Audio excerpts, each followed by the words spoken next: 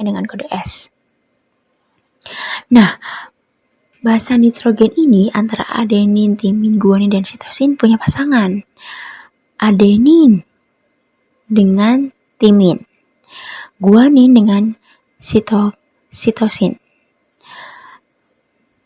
timin dengan adenin, guanin dengan sitosin. Jadi T itu selalu ketemu dengan A selalu ketemu dengan T. G itu selalu berpasangan dengan C berpasangan dengan G. Nah, dalam struktur tangga itu, kalau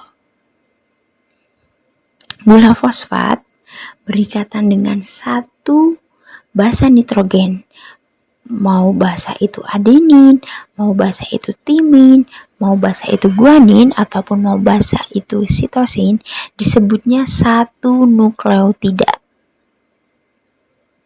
Oh ya, antara basa-basa nitrogen baik timin dengan adenin, T dengan A, maupun G dengan C, guanin dengan sitosin, itu diikat dengan ikatan hidrogen. Ada nukleosida, ada nukleotida. Kalau nukleotida, kalau pada gambar, itu ada struktur bulat, yaitu berupa fosfat. Kemudian ada struktur seperti segi 5, yaitu gula, dan struktur seperti panah yang dikodekan dengan tulisan C, ada juga yang dikodekan tulisan A, dengan tulisan T, dengan tulisan G, itu basa nitrogen. Jadi, satu nukleotida itu terdiri dari fosfat yang berupa lingkaran, gula yang berupa segi 5, dan basa nitrogen yang berupa panah. Itu satu nukleotida. Ada juga satu nukleosida. Kalau satu nukleosida terdiri dari gula yang berbentuk segi 5 dan basa nitrogen yang berbentuk panah. Itu satu nukleosida. Hanya gula yang berbentuk segi 5 dan panah basa nitrogen. Ada juga RNA. Nanti akan dijelaskan juga RNA.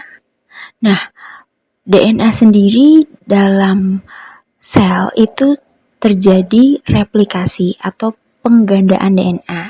Nah, proses penggandaan DNA ada 3 bentuk. Ada yang dengan cara konservatif, ada yang dengan cara semi konservatif, ada yang dengan cara dispersif. Kalau konservatif, yaitu ada DNA lama, kalau di gambar ini ditandai dengan warna biru, nah itu dibagi hasil penggandaannya ada DNA lama dan DNA baru. DNA baru itu kodenya baru dengan warnanya warna merah. Ada juga dengan cara semi konservatif, yaitu dari DNA lama, 2 untai DNA lama yang ditandai dengan warna biru digandakan.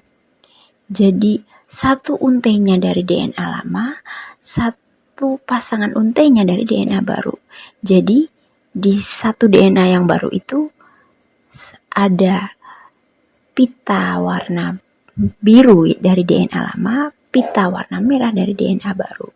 Nah, yang satunya juga sama, pita warna biru dari DNA lama dan pita warna merah dari DNA baru. Itu semi konservatif. Ada juga dengan cara dispersif, yaitu di mana penggandaan DNA yang dihasilkan, satu untainya itu merupakan gabungan antara DNA lama dan DNA baru. Jadi terbentuk DNA, penggandaan DNA hasilnya baru. Di situ ada sifat dari DNA lama, ada juga dari DNA baru. Begitu juga dengan satunya. Satu untainya itu terdapat dari DNA lama dan DNA baru. Nah, gen itu merupakan segmen atau bagian dari DNA. Jadi DNA tadi merupakan untaian benang yang sangat panjang. Nah, untaian benang itu berisi kode-kode. Nah, ada bagian-bagian tertentu yang mengkode sifat-sifat khusus makhluk hidup. Bagian-bagian tertentu atau segmen tertentu itu disebut gen. Nah, selanjutnya ada proses sintesis protein. Nah, dalam proses sintesis protein terdapat RNA. Apa itu RNA? RNA itu merupakan ribonukleik acid. Strukturnya sama seperti DNA, secara umum sama. Bedanya kalau DNA itu dua untaian atau ibaratnya adalah dua benang, dua pipa tangga. Kalau kita naik tangga di kanan dan kiri, dua untaian benang. Kalau RNA merupakan satu untaian benang atau satu benang.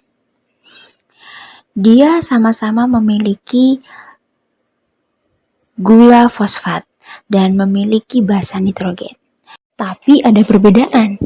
Kalau di RNA gulanya berupa ribonukleik acid, kalau di DNA gulanya berupa deoksiribonukleik acid. Jadi kalau di RNA gulanya merupakan ribosa, kalau di DNA gulanya merupakan deoksiribosa.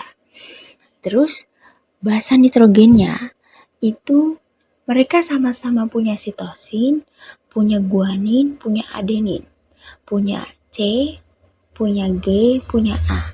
Tapi beda, kalau di RNA dia punyanya urasil dikodengkan dengan U, kalau di DNA dia punyanya timin dikodengkan dengan T.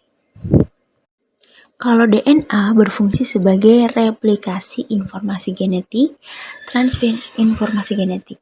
Kalau RNA berfungsi sebagai membawa informasi genetik. DNA terletak di nukleus sel dan mitokondria, sedangkan RNA terdapat di nukleus sel, sitoplasma, dan ribosom.